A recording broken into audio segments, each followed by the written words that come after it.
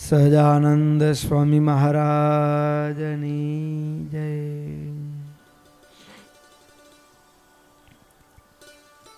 ભક્તો, ચાલતી સાયંકાલીન શ્રીમદ સત્સંગી જીવન કથા ગંગા, એમાંય ગત સત્રની અંદર ભગવાન સ્વામિનારાયણ મહાદીક્ષાનો વિધિ કયો. હવે દીક્ષા અને અંતે ધર્મોપદેશ કરવો. આ ધર્મોપદેશ અનિવાર્ય છે. જો ધર્મોપદેશ ગુરુ ન કરે તો શિષ્ય જે ભૂલ કરે છે એમાં એ ગુરુ હકદાર ગણાય છે. એટલે ધર્મોપદેશ એ ગુરુનું પવિત્ર કર્તવ્ય બને છે. તો કેવો ધર્મોપદેશ કરવો? તો એના માટે સૌથી પહેલી વાત અહીં કને સતાનંદ સ્વામી નોંધે છે. સુરત મુનિ પ્રતાપસિંહ રાજાને કહે છે, મહારાજ અયોધ્યા પ્રસાદજી રઘુવીરજી મહારાજને એ મહાદીક્ષાને અંતે જે ઉપદેશ કયો છે કહે છે, સૌથી પહેલાં ઉર્ધ્વ પુંડ્રાણી તુલસી માલે ત્વમ તાત ધારયે નિત્યમ કુર્યા વિષ્ણુ પૂજા ત્રિકાલમ શુક્રદેવ વા. સૌથી પહેલાં ઉર્ધ્વ પુંડ્ર તિલક, કંઠને વિશે તુલસીની બેવડી માળા અને ભગવાનનું ત્રિકાળ પૂજા 3 વાર પૂજા હો, અથવા તો સુકૃત એક વખત અથવા 3 વખત ભગવાનની પૂજા કરવી. હવે સંધ્યાવંદન આદિ કર્મની સાથે જ્યારે ગોપીચંદન નામની શ્વેત માટીથી ઉદ્ધપુંડ તિલક કરવું, અને તિલક છે ને એ દંડના જેવી આકૃતિવાળું, દંડ સીધો હોય, દંડના જેવી આકૃતિવાળું કરવું. અને પાછું યદ્યપિ આપણે ભગવાનની પૂજા કરીએ છીએ, પણ પૂજા કરવાની અંદર પણ આમ તો એવું છે ભક્તો, તિલક ચાંદલો જોઈને પણ માણસનો સ્વભાવ, એની પ્રકૃતિનો અંદાજ આવી જાય. તિલક ચાંદલો જોઈને ઘણાનું આમથી આમ હોય, એટલે કે એનું કોઈ પણ કાર્યમાં જે એક્યુરેસીનો અભાવ જે કહી શકાય, ચપળતાનો અભાવ, એ એના તિલક ચાંદલામાંથી પણ દેખાઈ આવે, કળાઈ આવે. ઝડપમાં કર્યો હોય, આમથી આમ ભાગ્યો હોય, તિલક સેન્ટરમાં ન હોય, ચાંદલો સેન્ટરમાં ન હોય, ઉપરથી આમ જતું હોય, નીચેથી આમ જતું હોય, ઊંચું હોય, નીચું હોય, તો એ સ્વભાવ પ્રકૃતિ, એ જે કાર્ય કરવાની જે ક્ષમતા છે, કુશળતા છે, એનું દર્શન એમાં થતું હોય. અને બીજું તો કે તિલક ચાંદલો આવો જ હોવો જોઈએ. એની સાથે એક બીજો પણ બાહ્ય ભાવ એ પણ છે કે એ તિલક અને ચાંદલો, યદ્યપિ આપણે ભગવાનની પૂજા કરીએ છીએ, વળી આપણે અંતરમાં રહેલા હૃદયમાં બિરાજમાન એવા અંતર્યામી ભગવાનની પૂજા છે. બાહ્ય ભાવમાં જોઈએ તો આપણે ભગવાનના ચરણારવિંદ, ઉભય ચરણારવિંદને મસ્તક ઉપર ધારણ કરીએ છીએ. પણ હજી એનાથી પણ બીજો ભાવ એ છે કે એ તિલક ચાંદલો એ સૌમ્ય સુશોભિત હોય તો એ ભગતને અન્ય કોઈ જે ધર્મિષ્ઠ ન હોય એવી વ્યક્તિ પણ જુએ તો એના હૈયામાં પણ એ તિલક ચાંદલાથી પણ એક એના તરફનું એક આકર્ષણ થાય છે. એની મનોવૃત્તિઓ એ ઉર્ધ્વપુંડ્ર તિલક જોઈને પણ ધર્મ તરફ ખેંચાય છે. આવા પણ ઘણા પ્રસંગો છે. એટલે જે ઉર્ધ્વપુંડ્ર તિલક મહારાજ કે સુશોભિત રીતે કરવાનું, આડું અવડું નહીં. કેવું કીધું? અંગુલ્યૈવ ચ તત્કાર્યમ દંડાકારમ સુશોભનમ સચ્છિદ્રમ નાસિકા મુલ્લાટે ત્વાક્ચોદનાથ. મહારાજ કહે આ જે ઉર્ધ્વપુંડ્ર તિલક કરવું એ દંડાકૃતિવાળું સુશોભિત અને મધ્યમાં અવકાશ હોય, એટલે કે એનામાં પછી વચ્ચે ચાંદલો કરી શકાય. ઘણીક વખત સાવ પતળું હોય, પછી આમ ઘણીક વખત દેખાય નહીં, ખાલી નામ પૂરતું ઝીણું આછું દેખાતું હોય. આવું હોય કે કોઈ કર્યું એમ કોઈ બોલે નથી કરતા તો કેવા થાય, કરીએ છીએ. અને કોઈ કેવા હોય કે તમે ભગત થઈ ગયા તો એને દેખાય નહીં, એવું લાગવું જોઈએ. એટલે નરોવા કુંજરોવાની ભૂમિકામાં ગણાય. ધર્મના ચિહ્નને પણ ધારણ કરવામાં, ઈશ્વરના સોહાગને ધારણ કરવામાં ઘણા સંકોચ અનુભવતા હોય. પણ મહારાજ અહીંયા એમ કહે છે કે સુશોભિત, મધ્ય અવકાશવાળું અને નાસિકાના મૂળ ભાગથી આરંભી અને કેસ પર્યંત, એટલે કે નાસિકાના મૂળ ભાગથી અહીંયા જે નાસિકા પૂર્ણ થાય છે ત્યાંથી આરંભી અને કેસ પર્યંત, જ્યાં આપણા વાળ શરૂ થતા હોય કેસ પર્યંત લલાટમાં તર્જની આંગળીથી કરવાનું. આ આંગળીના હવે તર્જની આંગળીના અગ્રભાગથી કરવાનું કીધું છે, પણ હવે ઘણીક વખત એ આપણે એવી કુશળતા ન હોય તો એના માટે પછી એ આપણે અન્ય ધાતુની સળીનો પ્રયોગ કરતા હોઈએ છીએ, એ જે રીતે કીધું છે એ રીતે. પછી હૃદયમાં અને બે બાહુમાં ઉર્ધ્વપુંડ તિલક કરવાનું કીધું, એમાં ત્રણેય વર્ણના લોકોને કીધું છે. અને ભગવાનનું પૂજન કર્યા પછી ચંદનથી ચાંદલાય સહિત ઉર્ધ્વપુંડ તિલક અરીસામાં જોઈને કરવું, અથવા તિલકને મધ્ય ગોળાકાર ચાંદલો કુમકુમથી કરો અથવા ચંદનથી કરો પ્રસાદીથી. અને હૃદય અને બંને બાહુમાં પણ ચાંદલાય સહિત તિલક કરવું, પણ એ વાસુદેવનો મંત્ર બોલી ધ્યાન કરતા છતાં એ કરવું. અને ભાલમાં પછી હૃદયમાં શંકરસરનું, ભુજાઓની અંદર પ્રદ્યુમ્ન અને અનિરુદ્ધનું એનું ધ્યાન કરતાં કરતાં ઉર્ધ્વપુંડ તિલક કરવું. વળી મહારાજ કહે છે તુલસીની કંઠી. ઘણાને એવી શંકા હોય મનમાં કે શૌચ કરવા જઈએ તો એ તો અપવિત્ર ક્રિયા છે, તુલસીની કંઠી ઉતારીને જવું? ના, તુલસી સદાકાળ પવિત્ર છે, એટલે ગમે એવી ક્રિયા હોય તો એ ક્રિયાની અંદર તુલસીની કંઠી તો કંઠમાં અવશ્ય હોવી જ જોઈએ. યજ્ઞોપવિતની જેમ ધારણ કરવી, નિત્ય ધારણ કરવા માટે જે ગમે એવી ક્રિયા હોય એમાં તુલસી, અને એ ક્યારે પણ કંઠીને કાઢવી નહીં. અને યજ્ઞોપવિતની જેમ કંઠી વિના પગલું પણ ભરવું નહીં. મહારાજ કહે છે હવે આ તુલસીની જે કંઠી છે એ કેવી રીતે, તો કે પ્રસાદીની કરાવી અને ધારણ કરવી. પ્રાપ્ત તુલસી ન હોય તો અન્ય કાષ્ટ હોય તો પણ એને ભગવાનને અર્પણ કર્યા પછી જ એને કંઠમાં ધારણ કરવી. અને એ ધારણ કરવા માટે પણ અહીંયા મંત્ર, કંઠી ધારણ કરવી ત્યારે શું બોલવું? તુલસી કાષ્ટ સંભૂતે માલે કૃષ્ણ જનપ્રિયે બિભર્મી ત્વામહમ કંઠે કુરુમામ કૃષ્ણ વલ્લભ. હે તુલસી માં, તમને જેમ ભગવાન પ્રિય છે એમ મને ભગવાન પ્રિય થાય એવી મારા ઉપર અનુકંપા કરો. એટલા માટે ત્વામહમ કંઠે, મારા કંઠને વિશે હું તમને ધારણ કરું છું. આમ જોવા જઈએ તો તુલસીની કંઠી ધારણ કરી એટલે તુલસી થકી આપણે જાણે કે પ્રેમ ભક્તિની દીક્ષા લીધી ગણાય. આવી રીતે અને મહારાજ કહે છે આટલું તમને જેમ ભગવાન વાલા છે હું પણ ભગવાનને વાલો થવી કૃપા કરો હે દેવી તુલસી દેવી. પછી આ ભગવાનની જ્યારે પૂજા કરતા હોઈએ તો ઘણી વખત પૂજાના ઉપચારો હોય ન હોય તો પણ યથા લબ્ધોપચારૈશ્ચ કર્તવ્યમ વિષ્ણુ પૂજનમ દ્રવ્યાભાવે તુ મંત્રેણ તત્કાર્ય દંભ વર્જિતમ. હવે દંભપૂર્વક ભગવાનની પૂજા કરવાની, ક્યારેક ઉપચારો ઓછા વધુ હોય તો પ્રાર્થના કરવાની. અને શાલિગ્રામ પૂજા, શાલિગ્રામની જે પૂજા છે એ મહારાજ કને કહે છે શાલગ્રામ શિલા પૂજા કર્તવ્યા બ્રાહ્મણે નતું, કેવળ બ્રાહ્મણોને અધિકાર કયો છે. કૃષ્ણ પ્રતિમામ એવાર્ચા દીક્ષિતેન ઇતરેણ તું, અન્ય જે છે એને ભગવાનની મૂર્તિની પૂજા કરવાની કીધી છે. શાલિગ્રામ ભગવાનની પૂજા એ બ્રાહ્મણ વર્ણ પછી બ્રહ્મચારી હોવું જરૂરી છે, કારણ કે એનો સીધો સ્પર્શ બહેનો માટે નિષેધ કર્યો છે શાસ્ત્રોની અંદર. તો આ ખાસ ધ્યાનમાં રાખવું જોઈએ. ઘણી વખત એવું હોય શાસ્ત્રના અભ્યાસના અભાવની અંદર યાત્રા કરવા ગયા હોઈએ ને તો પુલાશ્રમથી હાલો ચાલો બધું આમ ખરીદી કરે ને, એમાં શાલિગ્રામ ભગવાન બહેનો હોય કે બધા શાલિગ્રામ ભગવાન લઈ આવે અને પછી રાખ્યા હોય, ઘણાની પૂજામાં પણ હોય, પણ બહેનો ભક્તોને સ્પર્શનો નિષેધ છે. બીજું તો કે એ બ્રહ્મચારીઓએ રાખવા, બ્રાહ્મણ વર્ણના લોકો ભક્તોએ રાખવા, એવું ખાસ વિધાન છે શાસ્ત્રોની અંદર. હવે દીક્ષા પામનારો હોય છે એ શું કે તો અહીં કને કહે છે પૂજનાંતે ભગવંતો યોદ્ય લબ્ધો મહામનુ જપનીયો યથાશક્તિ સત્વયા વાંછિતાર્થદ.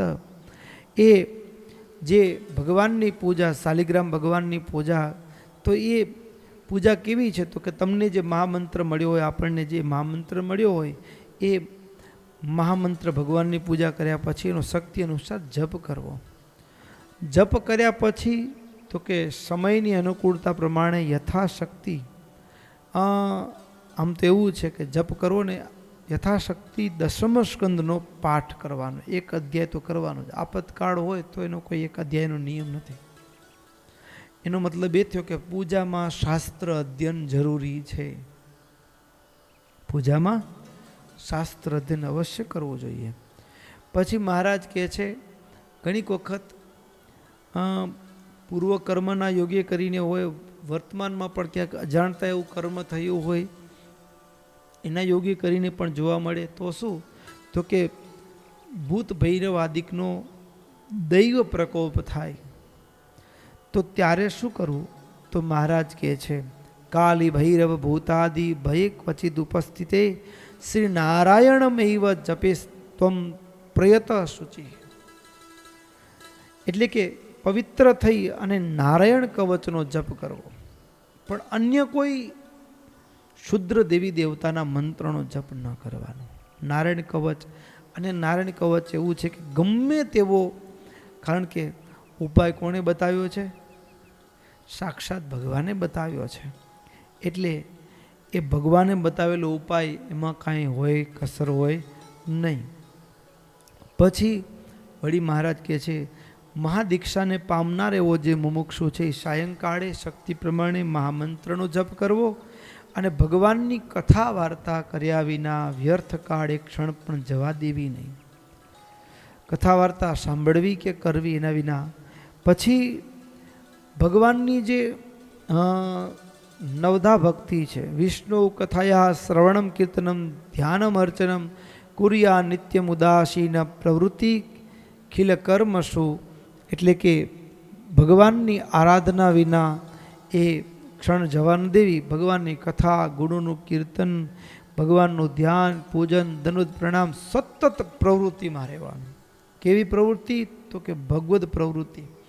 અને એના સિવાયની જે બીજી પ્રવૃત્તિઓ એમાં શું તો કે નિત્યમ ઉદાસીન, જગત સંબંધી પ્રવૃત્તિમાં ઉદાસીન વર્તવું અને ભગવાનને રાજી કરવા માટે કથા, વાર્તા, ધ્યાન, ભજનમાં પ્રવૃત્તિશીલ રહેવું. વળી મહારાજ કહે છે કે મહારાજ કે આપતકાળ પડ્યા વિના અનાપદી સ્પૃશેર નૈવ સદવામપી યોષિતમ પ્રાસાદિકમ વિના વિષ્ણુર્ન પત્રમપી ભક્ષયે. આપતકાળ પડ્યા વિના કોઈ સ્ત્રીઓએ સ્પર્શ કરેલું હોય ને એવું સ્પર્શ ન કરો સ્ત્રીઓનો, પણ આપતકાળ પડ્યા વિના, હા ક્યાંક એવો યોગ આવીને સ્પર્શ થયો હોય તો પ્રસાદી કરેલું પાંદડું હોય ને તો એ આપતકાળ પડ્યા વિના પાંદડું પણ સ્ત્રીઓએ સ્પર્શ કર્યો હોય એવું ન જમવું. જળ પીવું નહીં. અને અનાદિ જે કંઈ પણ હોય એ ભગવાનને અર્પણ કરેલું હોય અને એ જ પણ અન્ય દેવોને અર્પણ કરવાનું આવે, તર્પણ કરવાનું આવે તો પોતાના ઈષ્ટ દેવને પ્રથમ અર્પણ કરીને પછી અન્ય દેવોને અર્પણ કરવું, ભોગ અર્પણ કરવો. પણ પ્રથમ તો પોતાના ઈષ્ટ. પછી ચાતુર્માસ હોય કે કાર્તિક મહિનો હોય કે માઘ માસ હોય એમાં વિશેષ નિયમો લેવા. વિશેષ નિયમોની અંદર શું તો કે ભોજનના પાત્રમાં પ્રત્યક્ષ મીઠું ગ્રહણ કરવું, ઉપરથી મીઠું લઈએ ન લેવું ક્યારે પણ. પછી સ્નાન, શૌચ વિધિ કરવા જવાનું થાય તો સંપૂર્ણ સ્નાનનો યોગ ન હોય તો કટી સ્નાન કીધું છે. કમર સુધી સ્નાન કરવું, કટી સ્નાન. અને એનો પણ યોગ ન હોય આપતકાળ તો એમાં સ્નાન ન કરે તો એનો કોઈ બાદ નથી આપતકાળના સંયોગની અંદર. પછી બધું સાનુકૂળ હોય ને પછી એને આપતકાળમાં ખપાવી દે તો ન ચાલે. પછી આ આપતકાળ પડ્યા વિના જળ ન હોય તો મૂત્રનો ત્યાગ ન કરવો. ત્યારે પછી બધી મહારાજ કહે છે બ્રાહ્મ મુહૂર્તમાં નિંદ્રાનો, બ્રાહ્મ દિવસની શરૂઆત તો કે બ્રહ્મ મુહૂર્તમાં જાગી જ જવાનું અવશ્યમ. બ્રહ્મ મુહૂર્તમાં જાગી જવું. પછી જાગ્યા પછી ભગવાનની આરાધનામાં પ્રવૃત્ત થવું. હવે દૈનિક પણ ક્રમની અંદર રાત્રિનો પેલો યામ એટલે કે પેલું પ્રહર 9 વાગ્યાની આસપાસ તો સૂઈ જ જવાનું. હા, પછી દશમ, બારસ કે એકાદશીની તિથિ હોય કે જન્માષ્ટમી આદિ વ્રતના દિવસ હોય તો દિવસની નિદ્રાનો ત્યાગ કરવો, એ પણ ખાસ કરવું. અને બીજું મહારાજ કહે છે કે ભોજન દિવસમાં એકવાર કરવું.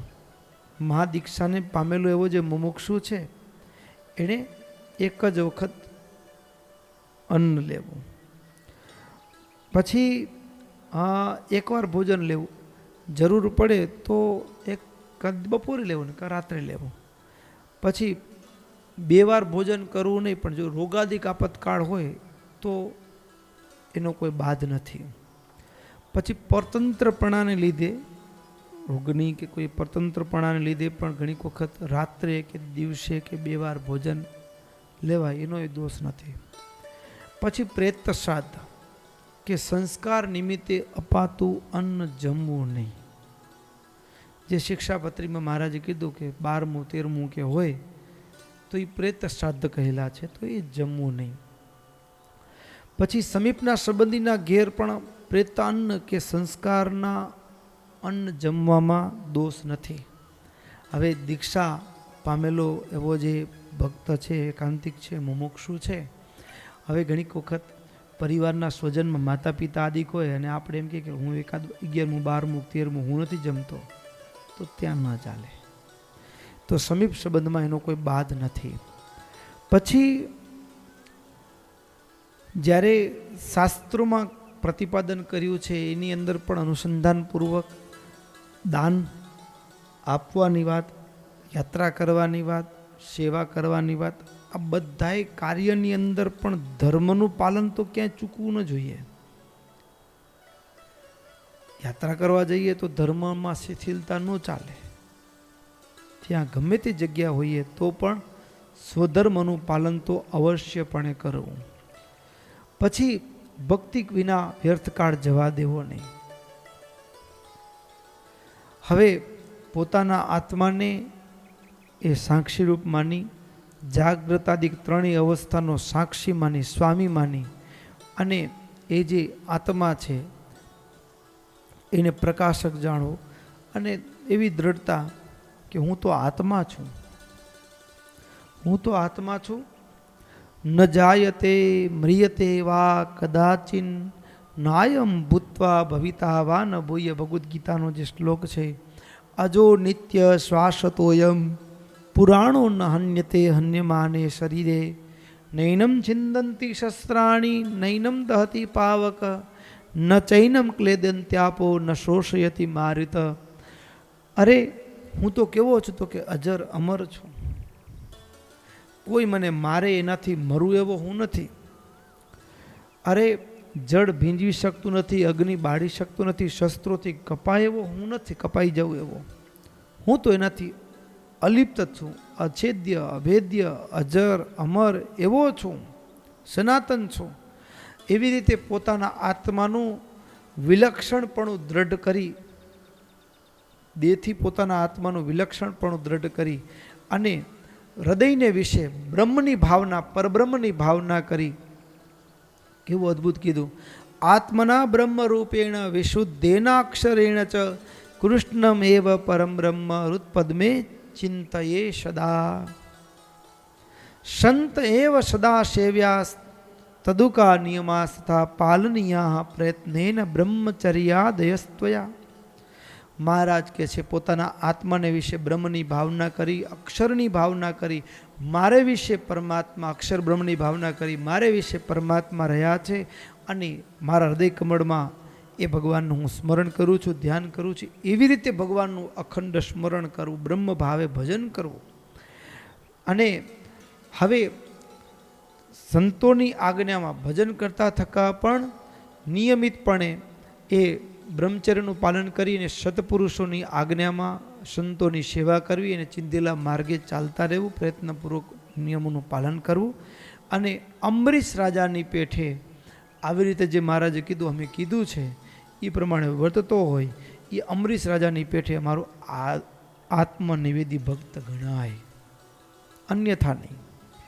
વળી મહારાજ કહે છે ઈશ્વર બુદ્ધિથી ગુરુ સેવન કરવું. હવે આ જે વસ્તુ છે ને એ કેવી છે તો કે શ્વેતરોપનિષદની અંદર કીધું છે, ઇતિ આજ્ઞામ શિરસાદાય શિષ્ય સંપૂજયેદ ગુરુમ વસ્ત્રૈશ ચંદન પુષ્પેશ યથાશક્તિ ધનેન ચ ગોભુ હિરણ્ય વિપિનમશ્ચાવાટી ગૃહમ ચવા અક્લેશાદ અન્ન વસ્ત્રાદિ સ્વશક્ત્યા ગુરવે પર્યેત. મહારાજ કે શિષ્ય છે એ ગુરુને વિશે દેવ બુદ્ધિ રાખી અને દેવ બુદ્ધિ રાખી ગુરુએ જે ઉપદેશ કર્યો હોય એને મસ્તક ઉપર ધારણ કરે. હવે દેવ બુદ્ધિ રાખીને મસ્તક ઉપર ધારણ કરે એટલે કે વધાવી લે, એનું આચરણ કરે. અને ગુરુને જ્યારે ધારણ કરે ત્યારે પણ ગુરુનું શક્તિ અનુસાર પૂજન કરે. પૂજન શેનાથી કરવાનું તો કે વસ્ત્ર ચંદન પુષ્પ ધનાદિકથી શક્તિ અનુસાર પૂજન કરે. વળી પોતાની પાસે જે કંઈ પણ હોય, ગાય કે એટલે ટૂંકમાં વાડી ખેતીવાડી પણ જે ધન ધાન્ય સમૃદ્ધિ છે એ બધું જ એ પોતાની શક્તિ અનુસાર ગુરુના ચરણમાં સમર્પિત કરી દે. દીક્ષા પામેલો એવો જે શિષ્ય હોય એ જે દીક્ષા વિધિમાં નિયોજિત જે બ્રાહ્મણો છે કર્મ કરાવનારા એને પણ દક્ષિણા આપવી અને જે દીક્ષા પામેલા શિષ્યો જે છે એને જે બ્રાહ્મણો છે એ એમ કહે આશીર્વાદ આપતા, શુભમસ્તુ, તમે ધન્ય છો, કૃતાર્થ થયા, તમે તમારા કુળને પાવન કર્યું છે, ધન્યોશી ધન્યોશી. હવે આશીર્વાદ આપે બ્રાહ્મણો પણ સ્વસ્તિ વાચન કરતા કે તમે તમારા ગુરુની કૃપાથી સર્વ મનોરથો તમને સિદ્ધ થશે એવા આશીર્વાદ આપે.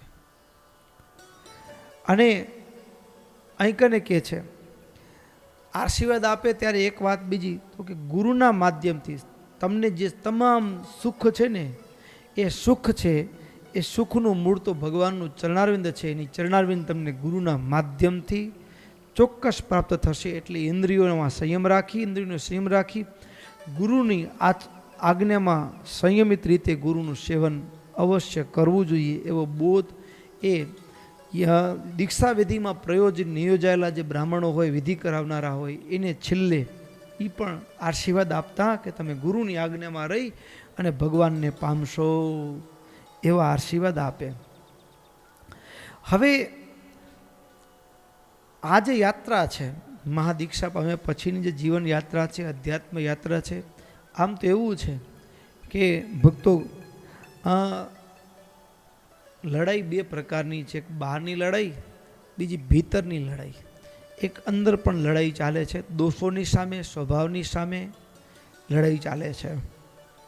અને આ લડાઈ બહારનો શત્રુ તો દેખાય કે આ મને મારવા આવ્યો છે, પણ કામ મારે, ક્રોધ મારે, લોભ મારે, મોહ મારે, ઈર્ષ્યા મારે, આ દોષોની સામેની જે લડાઈ છે એની આગળ તો હંમેશા આપણે ઘાયલ થતા હોઈએ છીએ, ગવાતા હોઈએ છીએ. પણ અહીં કને કહે છે શિષ્ય છે ને એ શું કરે તો કે ગુરુ થકી એ જ્ઞાનરૂપી તલવારને ધારણ કરે. અને જ્ઞાનરૂપી તલવારને ધારણ કર્યા પછી તો કે એના વડે કરી અને એટલે કે મહાત્મ્ય જ્ઞાનરૂપી હથિયાર સાધન વડે એ સદગુરુની કૃપા અને ભગવાનના મહિમારૂપી સાધનથી એ કામાદિક દોષોને એ ગુરુના આશીર્વાદથી એ વિજય મેળવે છે. એની ઉપર જે દોષોની સામે અત્યાર સુધી હારતો હતો એ દોષોની સામે વિજય મેળવે છે. વિવેક અને વૈરાગ્ય પ્રાપ્ત થાય, ક્રોધ ઉપર વિજય મેળવે. પછી ધનમાં 15 અનર્થ છે એ ધન ઉપર પણ વિજય મેળવે, લોભ ઉપર વિજય મેળવે અને બ્રહ્મની સાથે પોતાને એકાત્મરૂપ તત્વનો વારંવાર વિચાર કરી અને કાળ માયાના ભય ઉપર પણ વિજય મેળવી લે છે. અને આવી રીતે મહા દીક્ષા પામનારો જે મુમુક્ષુ છે, સદગુરુના આજ્ઞામાં રહી પરમાત્માની આરાધનાને કરતો થકો આત્મા અનાત્માના વિવેકરૂપી વિચારને સાથે રાખી અને શોક મોહ એ બધા જે દ્વંદ્વો છે માનવ જીવનકાળના એના ઉપર પણ વિજય મેળવે છે. અને ભક્તો એ ભક્તિ યોગમાં અંતરાય કરતા જે સ્વભાવ દોષો છે ને એની ઉપર મૌનથી વિજય મેળવે છે. મૌન છે ને એ પણ એક વિજય માટે અનિવાર્ય છે, દોષોની સામે વિજય માટે. પછી કાયાની ચંચળતા છોડી દે છે, કેટલીક શરીરની ચંચળતા હોય એ છોડે. પછી જીવ પ્રાણી માત્ર પ્રત્યે ભૂત પ્રાણી પશુ પક્ષી આદિ ઉપર કૃપા દ્રષ્ટિ આવી જાય, દિન બુદ્ધિ આવી જાય એમના પ્રત્યે, અને એને કૃપા દ્રષ્ટિ દ્વારા એના ઉપર વિજય મેળવે છે, પશુ પક્ષી આદિ ઉપર કૃપા દ્રષ્ટિથી. પછી કોઈ પણ એને ચરાચર જગતમાં ક્યાંયથી બધા ઉપર વિજય મેળવી લે, એટલે કોઈને જોઈને એના હૈયામાં ઉદ્વેગ નથી થતો. પશુ પક્ષી આદિકને જોઈને પણ ઉદ્વેગ નથી થતો, કોઈ માણસને જોઈને ઉદ્વેગ નથી થતો, કોઈ વસ્તુ પદાર્થને જોઈને ઉદ્વેગ નથી થતો. ક્યાંય એનું મન જાય ત્યાં એને એથી બસ એક વિચાર, હું આત્મા છું, આ તો નાશવંત છે, મારે તો પરમાત્માની આરાધના કરી આ મોહ અને માયામય સંસારને છોડીને જવાનું છે. આવી રીતે વિચારની સાથે જ્યાં જ્યાં મન જાય એના ઉપર વિચારના યોગ્ય કરીને વિજય મેળવે છે. વિચારથી વિજય. વિચાર છે એ ક્રિયામાં આવે, અને ક્રિયામાં આવ્યા પછી એ પરિપાક રૂપે એને વિજયની પ્રાપ્તિ થતી હોય. તો સત્વગુણની કેળવી રજોગુણ ને તમોગુણ ઉપર વિજય મેળવી લે. અને આ બધા માટે છે ને ભક્તો એ અત્યંત જરૂરી છે. જેમ આગળ પ્રથમ જ કીધું, આહાર, સ્ત્રીયાદિકનો સ્પર્શ ન હોય એવો આહાર, પછી આ શ્રાદ્ધાદિકનો એવો હોય એવો આહાર ન જોઈએ, નીતિથી કમાયેલું હોય આવા આ બધા જે ભાવ છે એ ભાવ છે એ વૃત્તિઓને સ્થિર કરવા માટે મદદરૂપ બનતા હોય છે, અંતર્વૃત્તિ માટે મદદરૂપ બનતા હોય છે. એટલે આવી રીતે સર્વ ગુણો એ મુમુક્ષુ શિષ્ય છે ગુરુને વિશે ઈશ્વર બુદ્ધિ રાખી અને દેહ વાણી અને મનથી સેવા કરે તો સરળતાથી એ ગુણોને પોતાનામાં આત્મસાત કરી લે છે. એ ગુણો એના આચરણમાં આવી જાય છે. યશ્ય દેવે પરાભક્તિ યથા દેવે તથા ગુરુ. એટલા માટે ઉપનિષદનો આ મંત્ર છે, શ્વેતાશ્વેતરોપનિષદનો મંત્ર. એ મંત્રનો ભાવ છે, જ્યારે એવી ગુરુને વિશે દેવબુદ્ધિ રાખી, નિર્દોષ બુદ્ધિ રાખીને ગુરુએ પ્રબોધેલા આજ્ઞામાં પ્રવર્તવા માંડે ને, ત્યારે આરોણ્ય અને ઉપમન્યુની કથા શાસ્ત્રોમાં કહેવાય છે. પછી એ શાસ્ત્રોની અંદર ઉપનિષદોની અંદર જાવાલીના પુત્ર સત્યકામની કથા કહેવાય છે. સત્યકામ ગુરુના આશ્રમમાં ભણવા ગયા, ગુરુ એને ગાયો આપીને કીધું કે જા બેટા, આ 1000 થાય ને ત્યારે પાછો આવજે. થોડી ગાયો આપી અને એ લઈ ગયો. વર્ષો વીતી ગયા અને એમ કરતાં જ્યારે 1000 ગાયો થઈ, ગુરુ આજ્ઞામાં ચૂરે ચૂરા, અને ત્યારે એક નંદી બોલ્યો, દેવવાણી થઈ એને કે હવે અમે 1000 થયા છીએ, ગુરુના આશ્રમ તરફ પાછા વળો. અને ત્યારે એ સત્યકામ પાછા વળવા લાગ્યા. રાત્રે જે જગ્યાએ રોકાણ કર્યું એમ 4 રાત્રિ રોકાણ કર્યું, ને 4 રાત્રે વિશિષ્ટ અલગ અલગ રૂપે ભગવાને એને એ શાસ્ત્રના 4 પાદનો, બ્રહ્મ જ્ઞાનના 4 પાદનો ઉપદેશ આપ્યો. અને જ્યારે એ ગુરુના આશ્રમમાં આવ્યા ને ત્યારે બ્રહ્મ જ્ઞાની થઈ ચૂક્યા હતા, વેદજ્ઞ થઈ ચૂક્યા હતા. એવી રીતે કાયા મન વાણીથી જો સેવા કરે ભક્તો, જ્ઞાન 2 પ્રકારનું છે, એક શબ્દજન્ય જ્ઞાન, બીજું અનુભવજન્ય જ્ઞાન. ઘણીક વખત શિષ્ય છે એ ગુરુના શબ્દજન્ય જ્ઞાન ઉપર જ પોતાના બુદ્ધિના ઘોડા દોડાવતો હોય, પણ અનુવૃત્તિ એવી છે કે અનુવૃત્તિથી ગુરુનું અનુભવજન્ય જે જ્ઞાન છે એનો હકદાર, એનો વારસો છે અનુવૃત્તિથી મળે છે. બાકી શબ્દ જે બોધ છે એ શબ્દ બોધ તો સામાન્યપણે તમામ મુમુક્ષુઓ પામતા હોય છે. એવી ને એવી રીતે શાસ્ત્ર છે, શાસ્ત્ર તો એનું એ હોય, પણ એ પોતાના આપ ડાપણે વાંચે અને અનુવૃત્તિમાં રહીને વાંચે ત્યારે સદગુરુ અનુવૃત્તિ એ સદગુરુની કૃપાને પામવાની પાત્રતાનું એ લક્ષણ છે. તો અનુવૃત્તિ કાયા વાણી અને મનથી અનુવૃત્તિમાં રહી અને જ્યારે એ શિષ્ય છે એ ગુરુને સેવન કરે છે ત્યારે એને વિશે એ તમામ ગુણોનો આવિર્ભાવ થાય છે. અને એટલા માટે અહીંયા મહારાજ સ્પષ્ટપણે કહે છે યશ્ય દેવે, ઉપનિષદોનો જ મંત્રની યાદી આપતા કહે છે યશ્ય દેવે પરાભક્તિ યથા દેવે તથા ગુરુ તસ્યેતે કથિતાઈ અર્થાઃ પ્રકાશન્તે મહાત્મનઃ ભજસ્વ પરયા ભક્ત્યા તતસ્ત્વમ ગુરુમીશ્વરમ એવ મુક્ત્વા દેવતાનામ દ્વિજઃ કુર્યાદ વિસર્જનમ. અહીંયા એવું નથી કે ગુરુ જ ભગવાન છે.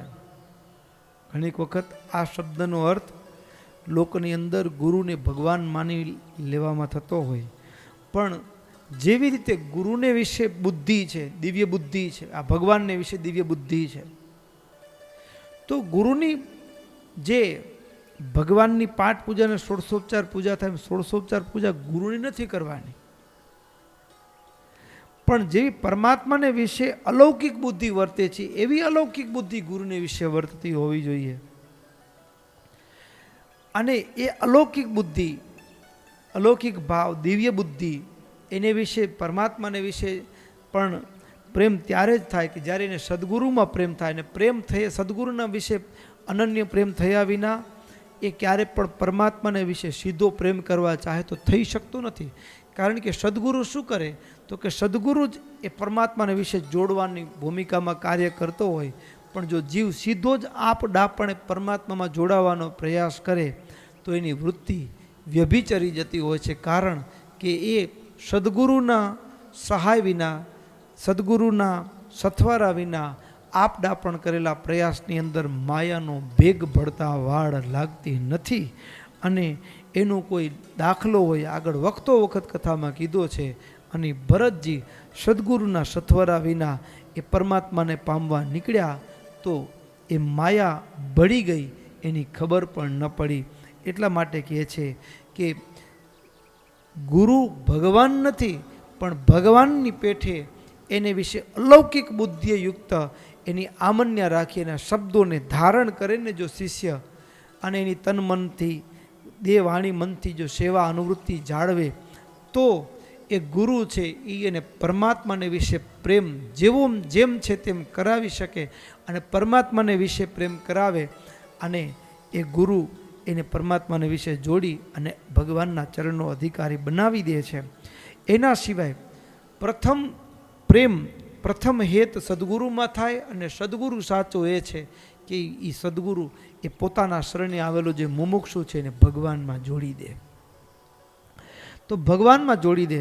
તો આવી રીતે એ જ્યારે દીક્ષા પામનારો, મહાદીક્ષા પામનારો જે મુમુક્ષુ છે એ પોતાને પ્રાપ્ત થયેલું જે દક્ષિણામાં જે કંઈ પણ પ્રાપ્ત થાય, ધન ધાન્ય અન્ન વસ્ત્ર પ્રતિમાથી માંડીને જે કંઈ પણ પ્રાપ્ત થાય એ બધું જ એ દીક્ષાવિધિ કરાવનારા બ્રાહ્મણને દાનમાં આપી દેવાનું. અને પછી વળી ખાસ ગુરુએ શિષ્યને ઉપદેશ કરવાનો ઉપવાસ આદિકના, અને ગુરુએ અને શિષ્ય દીક્ષા આપવાના દિવસે ઉપવાસ ન કરવાનો ખાસ. આ એક અત્યારે થોડું વિરોધાભાસ જેવું હોય. ઘણીક વખત એવું હોય કે જે દિવસે દીક્ષા હોય એ દિવસે ઉપવાસ કરાવતા હોય, પણ અહીંયા એવું કીધું છે શાસ્ત્રમાં, મહારાજે સત્સંગી જીવનની અંદર, કે જે દિવસે દીક્ષાનો દિવસ હોય તે દિવસે ઉપવાસ ન કરો, પ્રાયશ્ચિતનો જે ઉપવાસ છે એ આગળના દિવસે કરવો. તો અહીંયા મહારાજ, અને એકાદશીનું વ્રત હોય તો પછી ફલાહાર કરવું. શું કામ તો કે દીક્ષાના વિધિમાં આચમનાદિકના વિધિ આવતા હોય છે, તો એ બધા વિધિની અંદર ઉપવાસ ટકવો એ અઘરો કે એનો જે ક્યાંક ને ક્યાંક ભંગ થઈ જતો ઉપવાસનો. એટલા માટે ઉપવાસ આગળના દિવસે કરવો, પણ વ્રતના એ જે દીક્ષાના દિવસે ઉપવાસ ન કરવો. અને એ દીક્ષાનો દિવસ એકાદશી હોય તો ફળાહાર કરવું. અને આવી રીતે ઉદ્ધવ સંપ્રદાયના સામાન્ય કે મહાદીક્ષા એ આચાર્ય પાસેથી સ્વીકારે